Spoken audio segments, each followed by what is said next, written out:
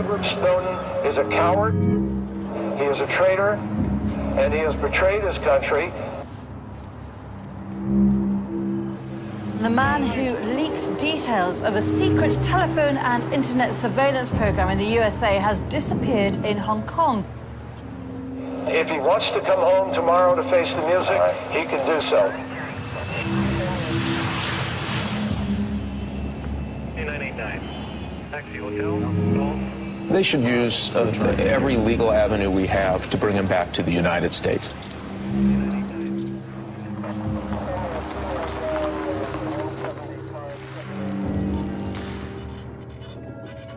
I want to get him caught and brought back for trial.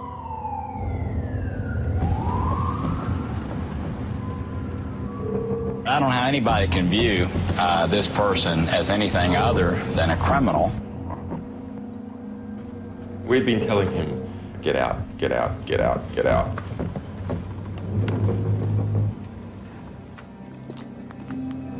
You're going along with someone's life literally in your hands. Either our plan had worked and we would get on that flight, or it wouldn't.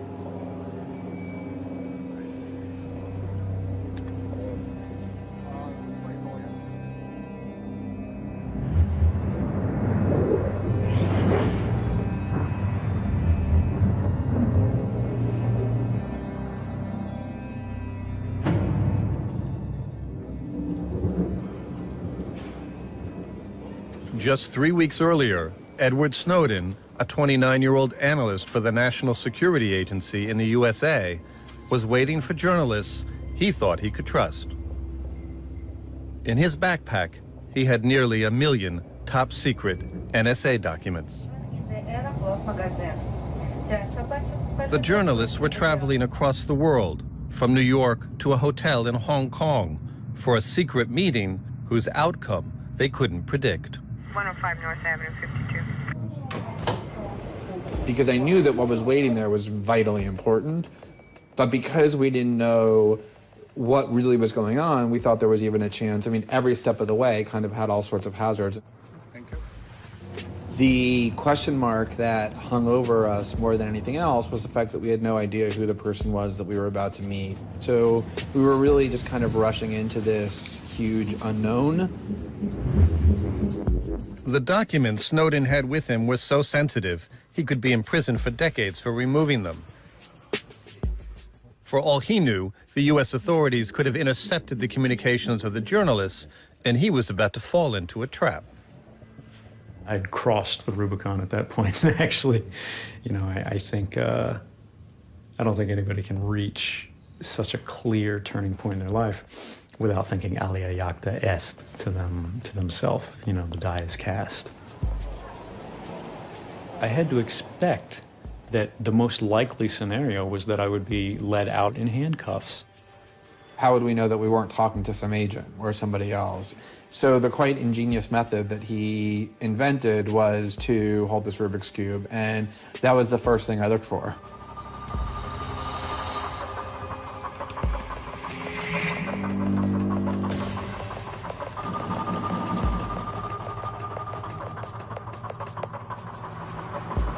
After getting top-secret documents from Snowden, the two Guardian journalists published their first stories. They did not name their source. Edward Snowden's identity remained a secret. At the time, I thought he was paranoid.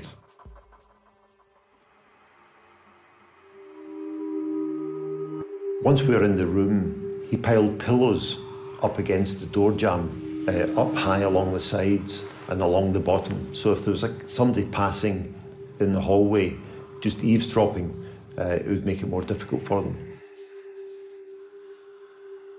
The stories began to appear, and then there's a period of time before he then self-identifies. In that gap there, it's my understanding that NSA had a very good idea who that was, what he had done, and then it's a simple step from there to begin to use all the tools available to the U.S. government as to where he might be.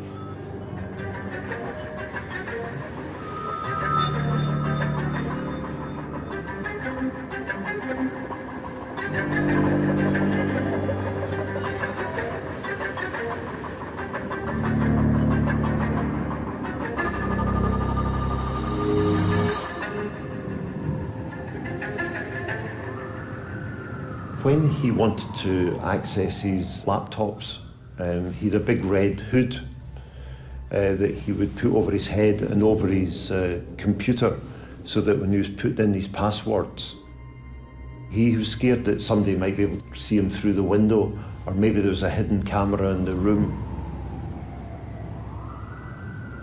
It's the greatest loss of secrets in our nation's history. And so that certainly was energizing the other parts of the U.S. government to do everything they could to get him, and especially the materials, back before there was any more harm. How far was the U.S. willing to go, based on your professional experience in the intelligence community? For me, it was a question of, could the government feel every copy of this material could be stopped at a single point? And if that point had presented itself, I don't know what they would have done. That it was even possible that they might try to kill me. He was incredibly edgy, he was nervous. And I remember there's a fire alarm went off, and he wondered, was this a tactic to get him out of his room? Always hovering above everything we were doing was the possibility that at any given moment there could be a knock on the door that would put an end to our interaction.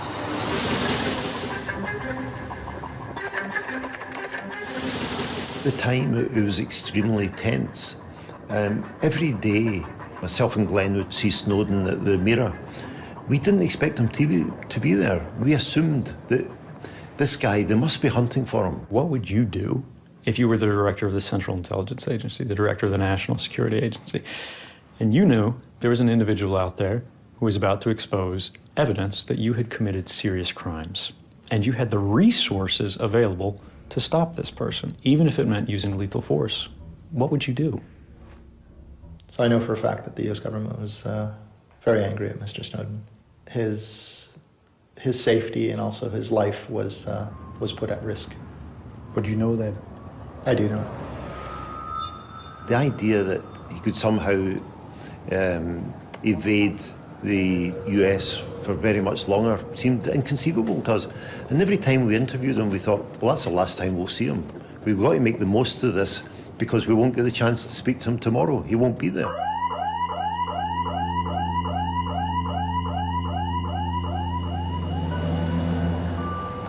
For many years, Edward Snowden worked at NSA headquarters near Washington, D.C., just miles from where he grew up.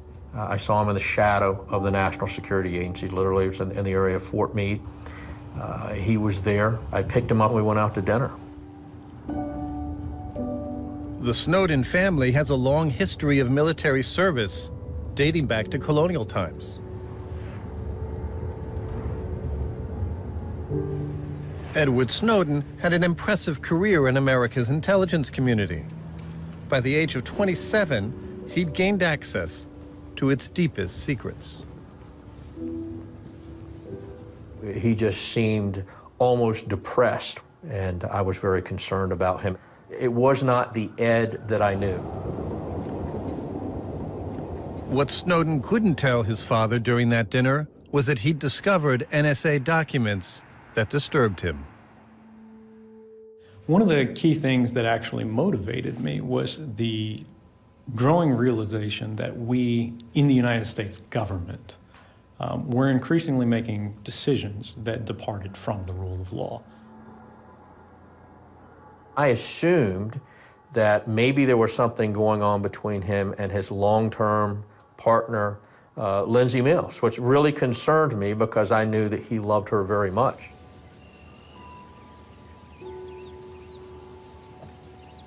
And I gave him a hug. You know, it was, I love you, Dad, I love you, son.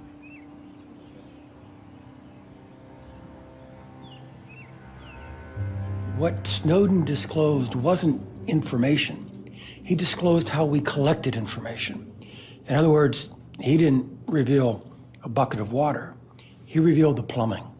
He revealed how we gather, process, and distribute water.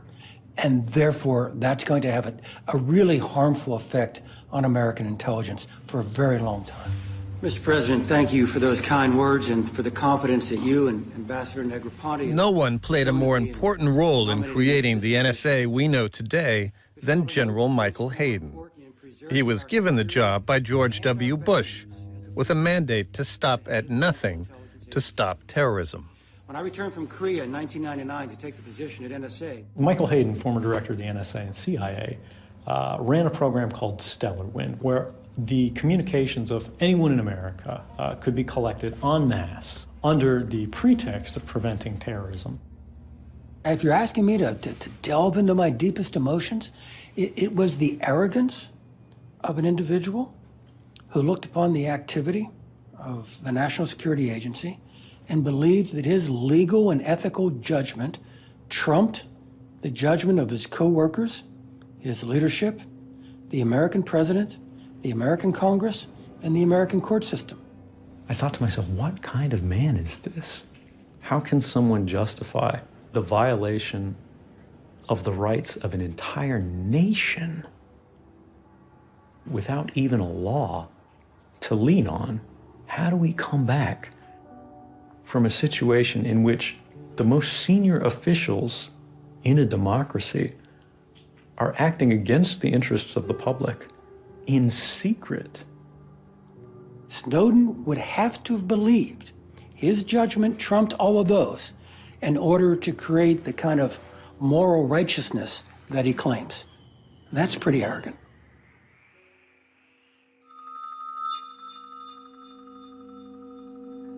My name's Ed Snowden. I'm 29 years old. I work for Booz Allen Hamilton as an infrastructure analyst for NSA. Revealed massive NSA surveillance programs to collect phone records and internet data on a scale that many people never imagined. I don't welcome leaks. Journalists have been searching far and wide across the territory. Where is he? It's almost certain that he is still here in Hong Kong, hid from the US intelligence services.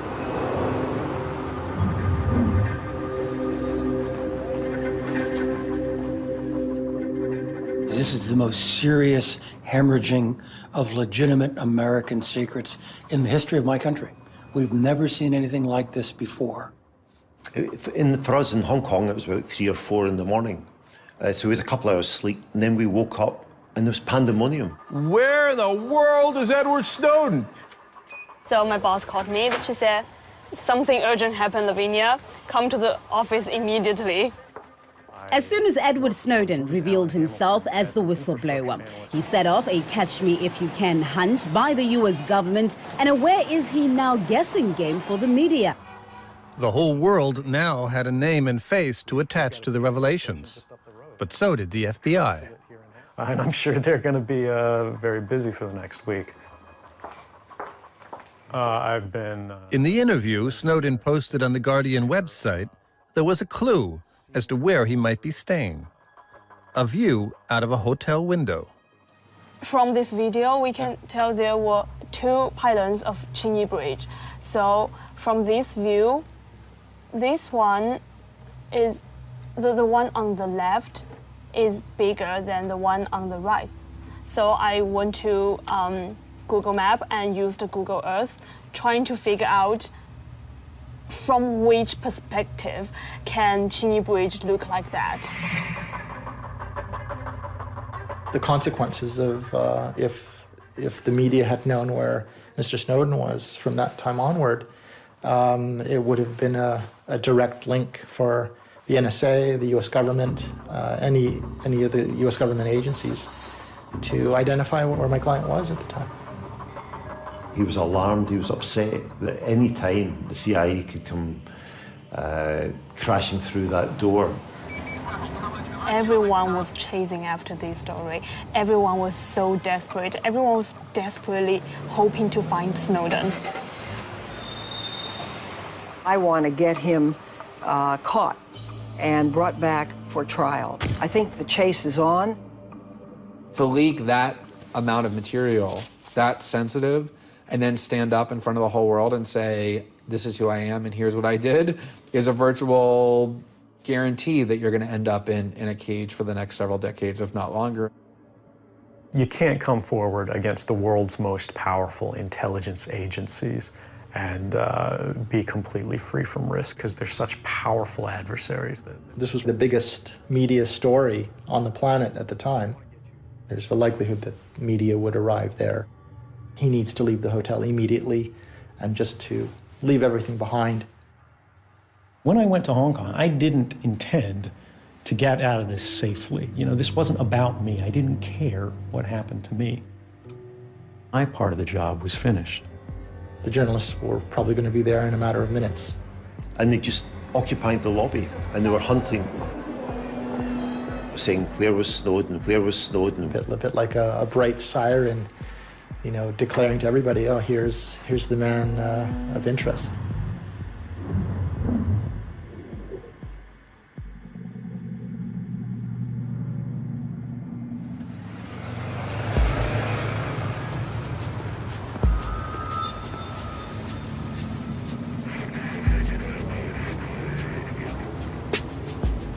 "10,000 kilometers away, in London, there was one thing the US government might be happy about. WikiLeaks founder Julian Assange was not involved in the Snowden revelations. But I, sitting at my desk, certainly had the authorities to wiretap anyone from you or your... Assange has been confined to the Ecuadorian embassy in London since June 2012. The US government saw him as out of commission. Let's look at the situation for Edward Snowden. 29-year-old young man in a foreign jurisdiction that he had no experience with, the subject of the largest intelligence manhunt the world has ever seen. And the realities were, for Edward Snowden, he was going to be smashed. Our other news today, and the man who leaked details of a secret telephone and internet surveillance program in the USA has disappeared in Hong Kong. Snowden had fled the hotel and was now hiding in the apartment of local supporters.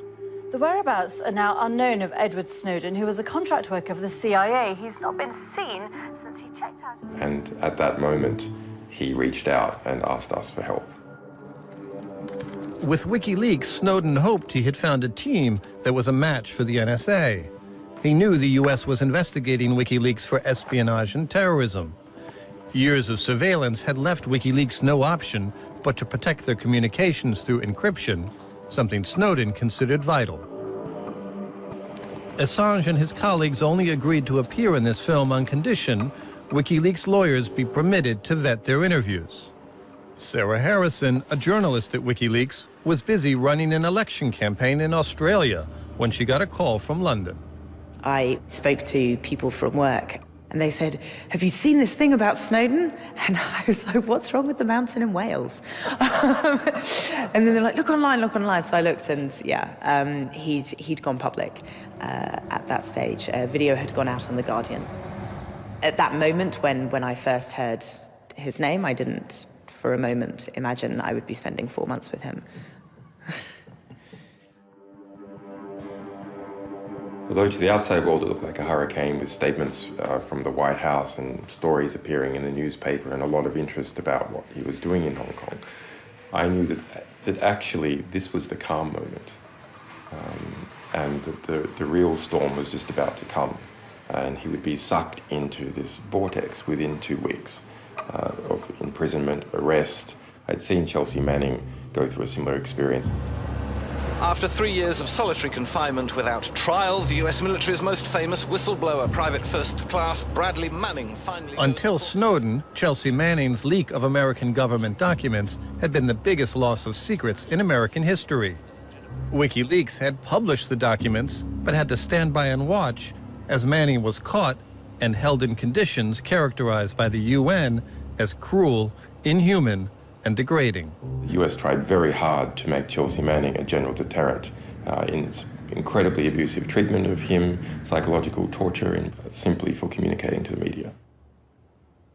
I knew about Chelsea Manning, going into it. There was never any question about how that case was going to be settled. And you were willing to put yourself in the same position?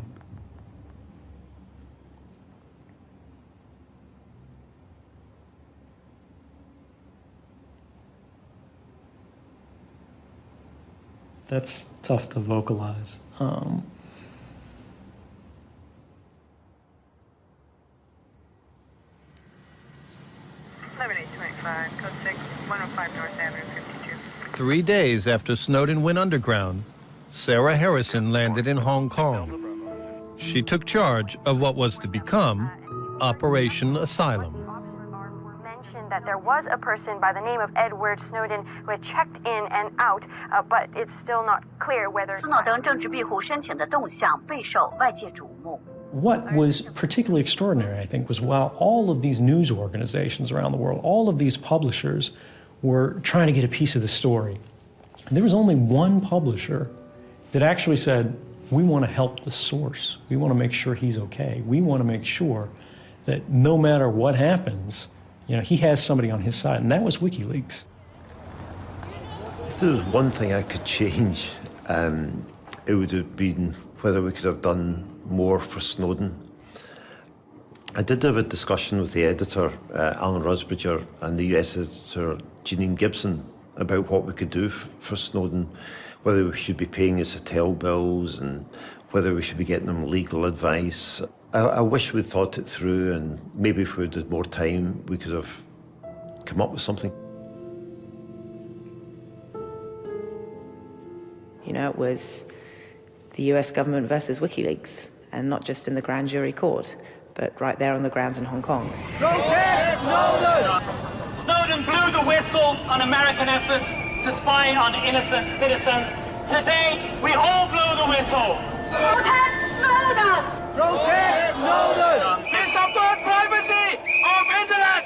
The US government has filed criminal charges against Edward Snowden. I think it was probably on my birthday when the present I got from the government was that they unsealed an indictment against me. Edward Snowden has been charged with espionage, theft and conversion of government property.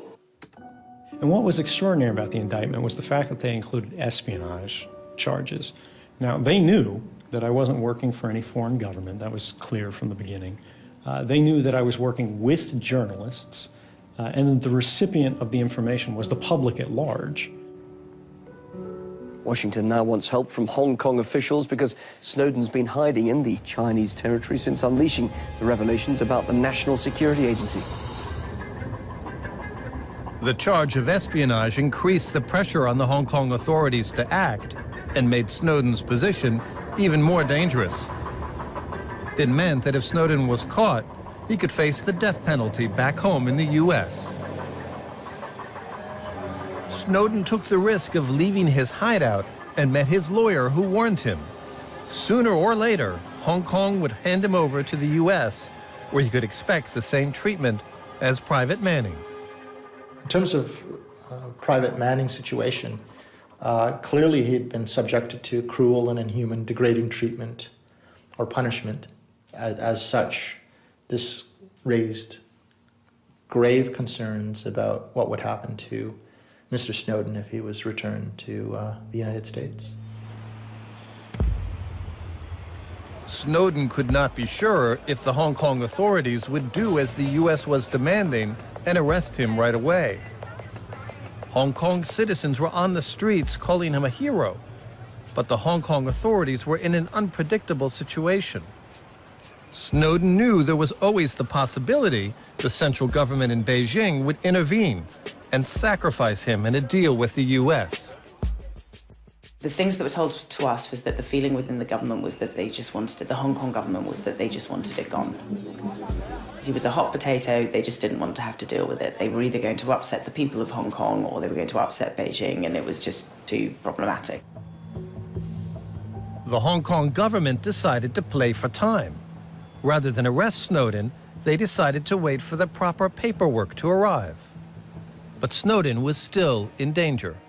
With the nature of the disclosures he made, there was a real and immediate risk that he could be arrested in Hong Kong.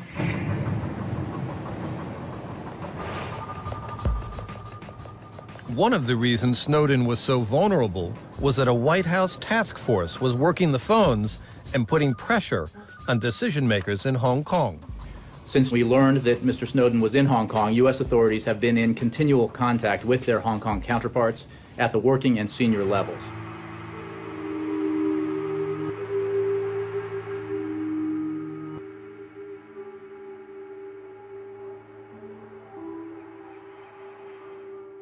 The U.S. was certain if the Hong Kong government decided to arrest Snowden, they would not have problems locating him. Look, the Chinese have a wonderful intelligence service. I would lose all respect for my Chinese colleagues if they did not have very good knowledge as to what was going on. Although our analysis was that Ed would face serious consequences and should immediately leave Hong Kong, he was reluctant to do that until it seemed like there was no other choice, because he wanted to explore different options and so on, and this was driving us mad. WikiLeaks had been working out various options of where he would be safe, where he could go, different people's opinions around the world. But I mean, it was his decision, it's his life.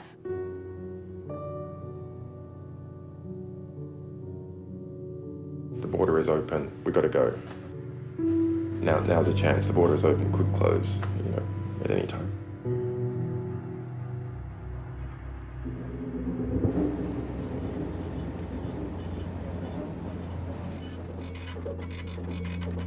Then something happened that narrowed the options for Snowden. The request for his extradition arrived from the United States on a Friday night. Would the Hong Kong Justice Ministry wait until Monday to issue a warrant? Who could know? They would make a decision and then they would act upon that decision. We needed to move. The clock was ticking, very definitely then. Mr. Snowden was in a difficult position where he could be arrested at any time. What Edward was concerned about is knowing the exact status of the border. So he agreed that he should leave, but as soon as he went to passport control, maybe he would be arrested. So he was very reluctant to actually leave because that would cut short his last hours of freedom. Attorney General Eric Holder placed a phone call stressing the importance of the matter and urging Hong Kong to honor our request for Snowden's arrest. It was the end. He couldn't wait to continue to assess the situation. He had to make a decision.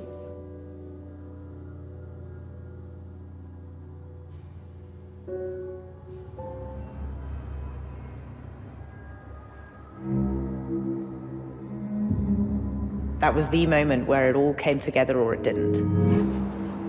Either our plan worked, our negotiations had worked, and we would get on that flight, or it wouldn't. We, over the weekend, the United States has been in touch via diplomatic and law enforcement channels with a number of countries which Mr. Snowden might transit or that could serve as final destinations. This was the largest intelligence manhunt the world has ever seen, so the US was throwing everything, all its resources at this thing. So we needed some way of splitting those resources, because we didn't want them all focused on his flight out.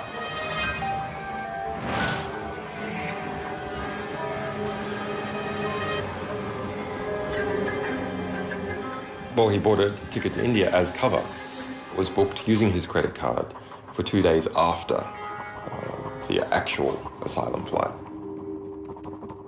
In all, WikiLeaks bought more than a dozen tickets in Snowden's name on flights leaving Hong Kong. They hoped the US wouldn't figure out which flight he and Harrison were aiming for. I was worried about missing the flight. We were running late, basically, due to the fact that I had been printing all of our airline tickets, and there was an issue with the printer and just sort of these stupid things. We're advising these governments that Mr. Snowden is wanted on serious felony charges, and as such, he should not be allowed to proceed in any further international travel, other than is necessary. I spoke to Edward the day before, and I told him that the highest risk is in the airport. He was getting very nervous, and his lawyer kept calling. I think he worried too that the whole thing would collapse.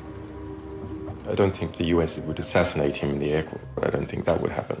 But that they might kind of make a fuss and lean on airport authorities to hold him and detain him. And then the State Department could bring all its assets to bear. There have been repeated engagements by the U.S. Department of State and U.S. Consulate General in Hong Kong. There have been repeated engagements by the FBI with their law enforcement counterpart.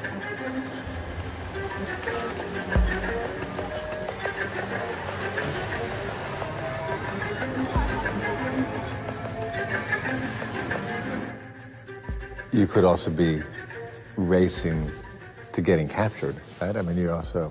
Yeah, running towards them. Yeah. Yeah, I mean, I'm quite sure that that airport was being watched, so...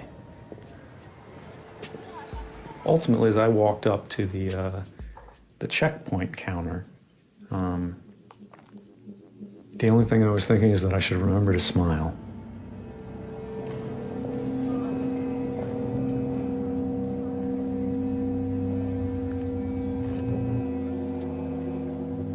The guy took our passports, which is obviously the normal thing to do. So mine was sort of fine, and then Snowden's one sort of took a while, and again, reaching for the phone, and a little bit confused, and the computer made a funny sound, and so yeah, so again, I'm not quite sure what was going on there, but I was getting very nervous. His lawyer did sort of start stepping forward to sort of see what was going on. On June 17th, Hong Kong authorities acknowledged receipt of our request. Despite repeated inquiries, Hong Kong authorities did not respond with any requests for additional documents or information, stating only that the matter was under review and refusing to elaborate. What was under review was that there was a mistake in the American paperwork. In the rush to prevent him from leaving Hong Kong, the State Department got Edward Snowden's middle name wrong. It is not Edward James Snowden, it is Edward Joseph Snowden. Our people are meticulous in processing legal documents. They had to double-check the spelling, make sure that they are catching the right person, sought by the U.S. authorities. I don't think our authorities deliberately held up the arrest, but we need to take maybe a few days. But a few days was not good enough for the U.S., you know. And apparently Snowden made use of the few days available to work out his escape. As it happened, we were rushing our paperwork forward as Snowden's trying to leave Hong Kong to fly on to Russia. We made it easier for the Chinese and the people in Hong Kong to make the decision they made because of the delay. Because, you know, we've now done everything. You know, you've checked in, you've got through security, you've done the bag check, the passport check, you know, you've boarded onto the plane, and then I was like, you're still not okay. I knew the schedule of the flight was meant to leave, and I was just watching the Hong Kong airport register to see, has the flight left, has the flight left, has the flight left? And it was late. It was 20 minutes late, so I was quite concerned. Well, then the other thing that made me very nervous was when we were waiting to take off. We came from the gate, and then we go up a bit, and then we just stop, and we're just waiting, and we're waiting, and we're waiting.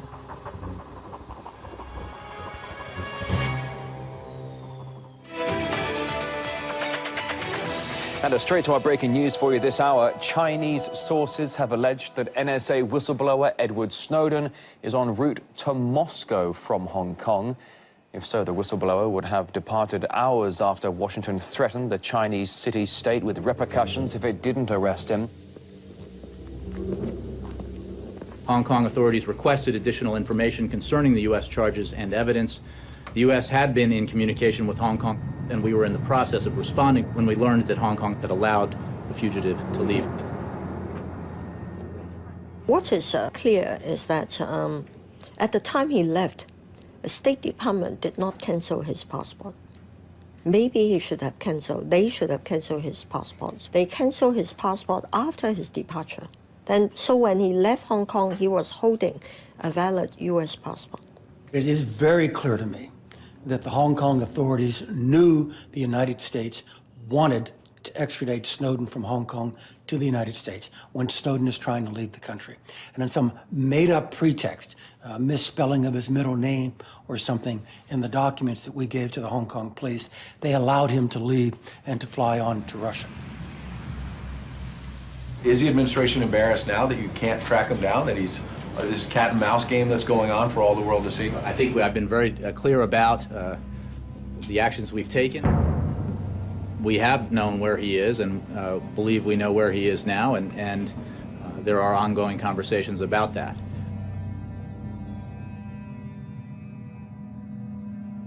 We both sort of just sat there, like really didn't say much until that moment where we were out of the airspace, and there was a visible, and then that's when we first sort of had any real conversation. And what did he ask? What did he ask you, or what?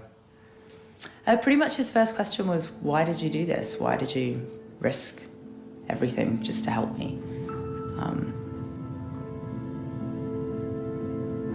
I was sort of saying, yeah, but you were wanting help or something. And he said, yeah, I was wanting help and advice. I didn't think that WikiLeaks would send a ninja in to get me out, which was funny enough. But then about 2 minutes later, a fly buzzes past. And I've never done it before in my life, and I'll probably never do it again. But I just went, oh, that's annoying, and literally plucked it out of the air. And he was like, you really are a ninja. Sarah's probably the most incredibly brave woman I know. She's somebody who is there through the hardest times, in a period of incredible risk. And she put her life on the line for somebody who is a complete stranger to her. There's a lot of information floating around here. Organize it all for us. Tell us what's exactly going on. We're led to believe that Edward Snowden has safely left Hong Kong and is currently in the sky somewhere over the Russian city of Omsk in an A330. He's due to arrive here, we are led to believe, at Sheremetyevo Airport later on Sunday. That's all rumour and hearsay at the moment, but it's thought that his final destination will not be Moscow. At that moment, there was a race for the interpretation of what had happened. So had he left as a fugitive, busted through the Hong Kong airport, or whatever, so you had a fugitive on an aeroplane, that was one possible spin that we would see from the media machine. And it was very important to counter that spin, because his whole flight path would have been closed down, because countries and airlines would go, oh, we can't accept this fugitive on our flight. So we put out, as soon as he was in safe airspace, that no, he had left Hong Kong, that he had left Hong Kong legally, that he was accompanied by legal advisors, so this flight path wouldn't be closed down.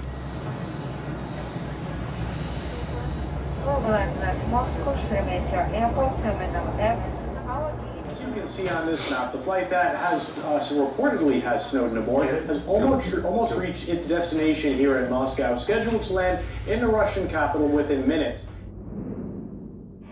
The plane, believed to be carrying Edward Snowden, touching down in Moscow. He's on the run, but where will he end up?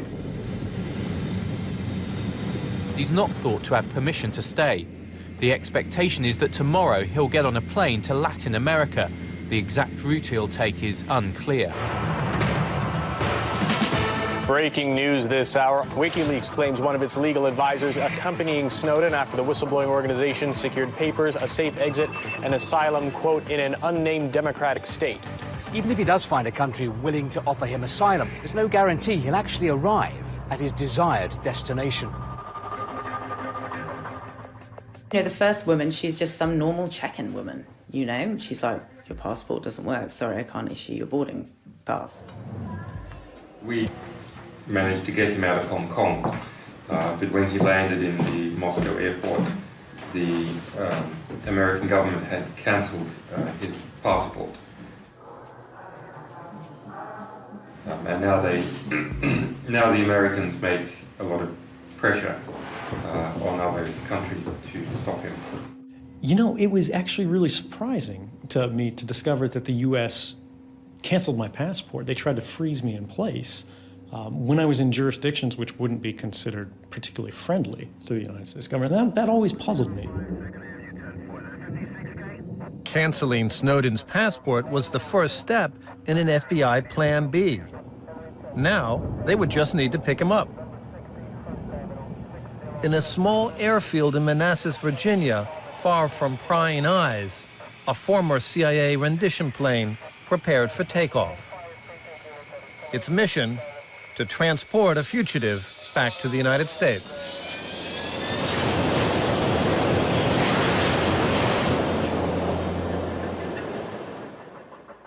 But at Moscow airport, Snowden's escape to Cuba still seemed possible. The gate had not yet closed. Julian Assange had asked a diplomat from the Ecuadorian embassy in London to accompany Snowden on the flight and protect him en route to secure asylum. The diplomat just needed to find Snowden at the gate and explained that he now enjoyed diplomatic protection from Ecuador. The Ecuadorian ambassador visited the Sheremetyevo airport on Sunday and spent... But at Terminal F, the presence of hundreds of media people had created pandemonium. The diplomat couldn't find Snowden.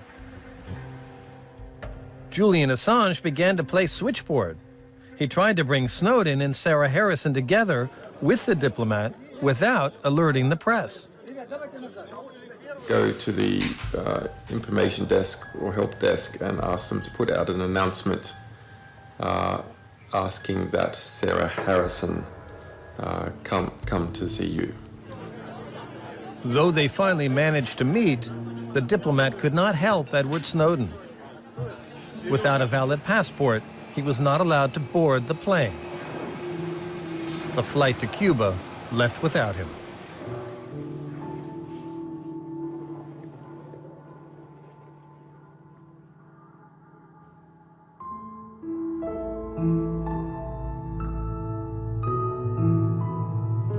Is that a positive sign as far as the U.S. government's concerned, that Mr. Snowden did not get on, has not gotten on any airplane?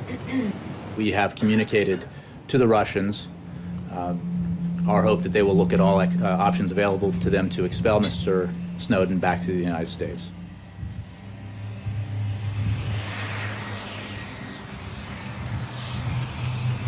Just a few hours after Edward Snowden landed in Moscow, the U.S. prisoner transportation plane landed in Copenhagen, waiting on standby.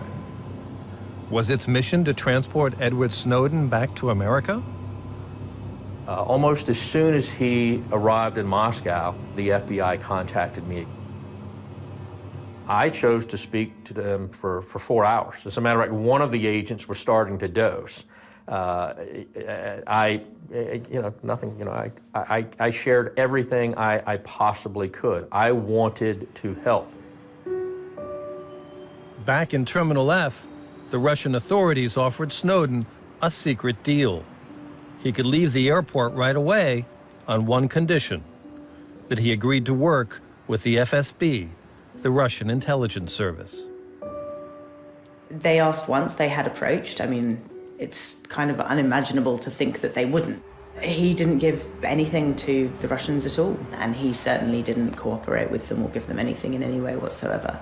And how do you know? I was with him the whole time, so I would stake my entire life on the fact that he did not give anything to anybody. Russian President Vladimir Putin refused Snowden entry into Russia. He and Harrison would have to fend for themselves in the airport's transit zone.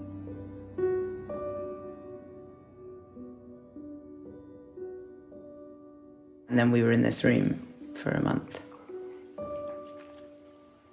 which didn't have a window or a shower.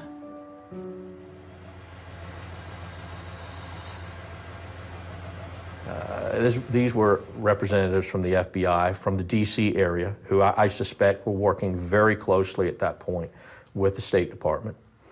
And they just wanted to talk, and they said, would you be interested in, would you consider traveling to Moscow, flying to Moscow to meet with your son? And I said, absolutely.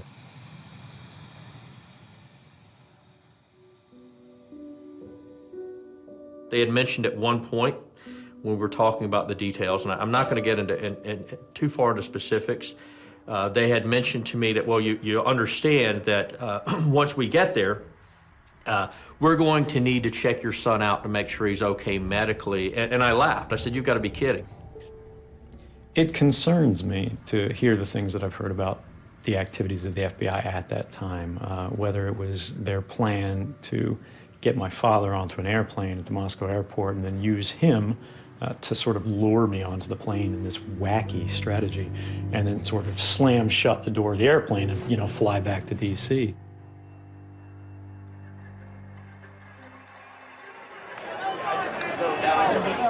New revelations based on Snowden's documents were appearing every day. Throughout Western Europe, there was popular support for Edward Snowden, and the drama of his flight was on the nightly news. I guess if you know the answer to this one, you will be the subject of... For many in Europe, Snowden deserved protection, not a prison cell. Hopeful that he could harness public opinion and get out of Russia, Snowden filed asylum applications to Western European democracies, 21 of them. The State Department was making the phones ring in every government office and every European government agency where they had a phone number. You know, anywhere they had a business card that was sitting in a Rolodex, that person got a call. And they said, this man will not receive asylum in Europe. But you would not deny that there have been conversations and discussions about Mr. Snowden, his whereabouts, and the consequences of Matt, hosting him. I don't correct? think we've at all denied that we've been in contact through a range of diplomatic channels. All right. So I think Poland was the first to deny, followed by France. Italy said they weren't likely to respond or simply didn't respond. The vast majority of European governments did something which I think was particularly illustrative, which is they took no position at all. All right, but you would just object to the characterization that it's bullying or arm twisting. That is correct, yes? I think that's clear.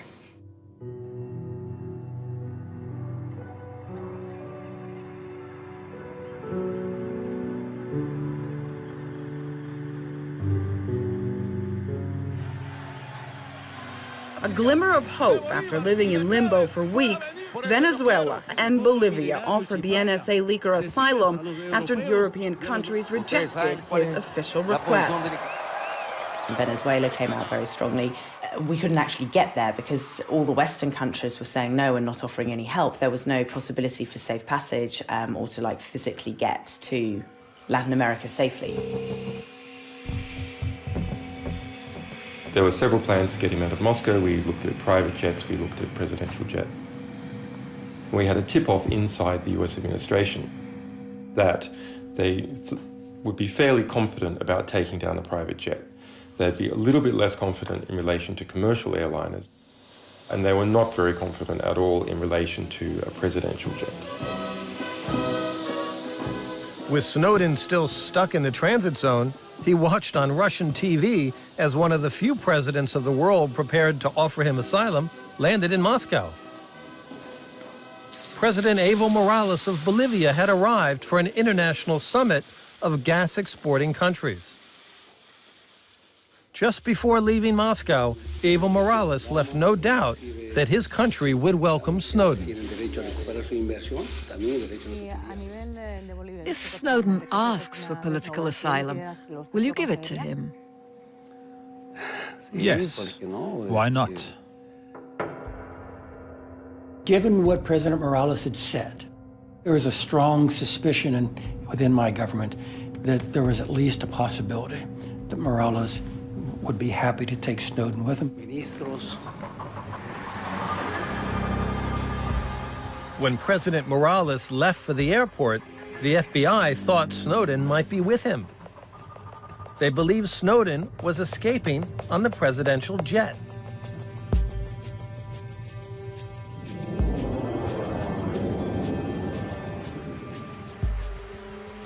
According to the Vienna Convention, a presidential plane enjoys a special diplomatic status.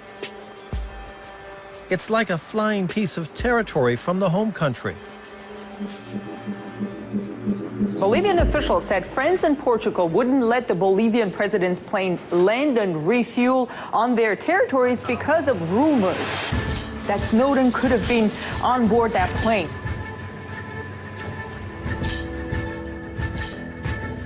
Government to government, express your concern, express your belief, why you think this man may be on that plane. Express that to a friend, how serious you view the situation, and then you ask a friend to take a course of action, and apparently they did. Under 1968 or 1187.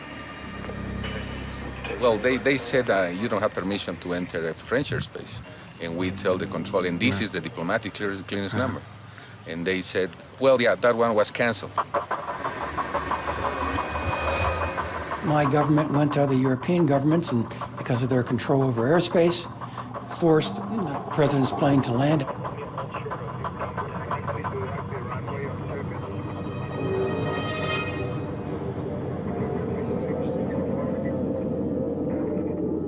Now, again, this is absolutely unprecedented. I was in my room.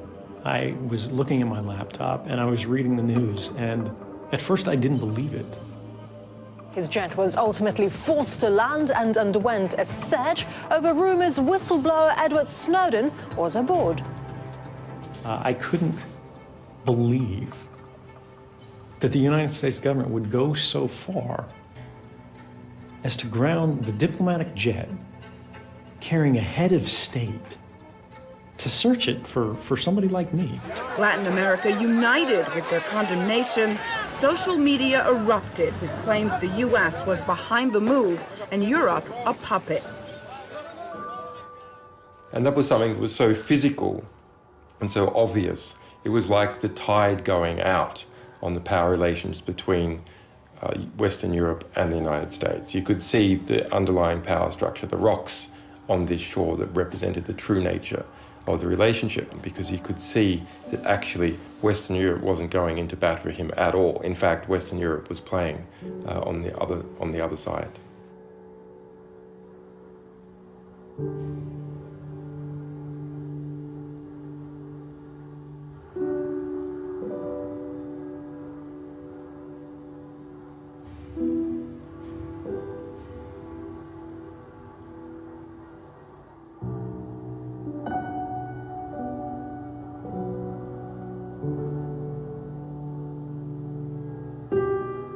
We consciously laid false trails in relation to the Morales flight. Sometimes there would be calls to ambassadors on open telephone lines, for example, including from this embassy.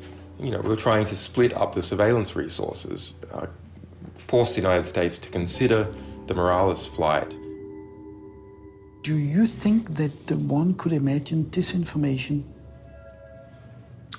That's an interesting question, and I must admit I hadn't considered it before, but it's always a possibility, sure. I didn't know that diversion would end up in such an extraordinary outcome. The whole Morales flight also kind of helped the Russian giving him asylum. And it did, and it reinforced the image of Snowden as victim. Snowden as the pursued, yeah. So, if you were sitting on the other side of the fence, to trap the Americans, would that have been a wise move? Again, I hadn't thought of it until you raised it, but it's incredibly clever, yeah. Yeah. It was, I think, a crystallizing moment where for everybody, even those people like myself who are inclined to believe that the United States government is a fundamentally good force, but when we saw that happen, I think everybody went, is this the kind of action that good guys take? It ended up to be a huge embarrassment. Yes. Not as big as the original embarrassment, losing all the secrets, but yes.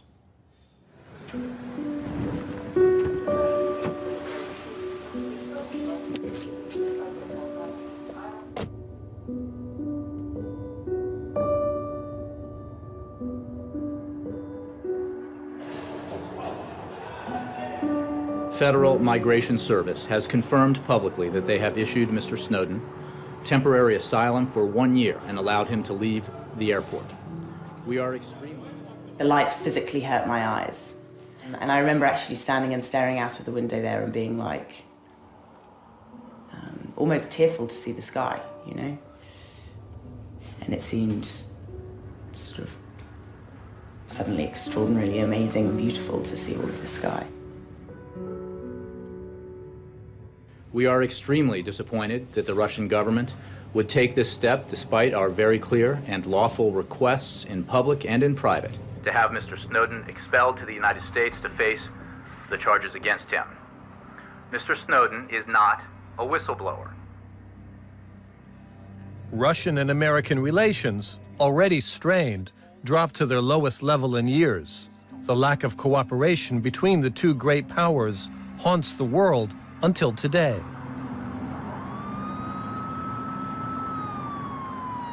So many people like me would not contemplate amnesty or plea bargaining or anything else to bring Snowden back. There are 100,000 people in the American intelligence community who didn't violate their oath of office.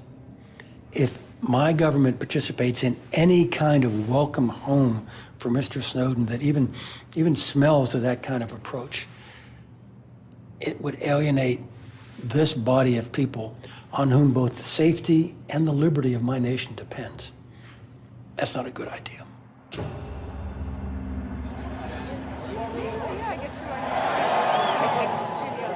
Anybody who's ever embarrassed a great power is never going to be safe. I mean, as long as people feel a sense of retaliation, as long as people feel like they have to send messages and set examples not to mess with us, dissenters are going to be at risk. To be leaving the airport under those circumstances, to have seen everything that had transpired in those 2 months, and then just to be struck with what was a completely perfect, warm, and bright day, you know, a seasonable day, normal life outside, you know, you hear the birds, you know, simple things like that. Insects, traffic. It's like stepping into a larger world.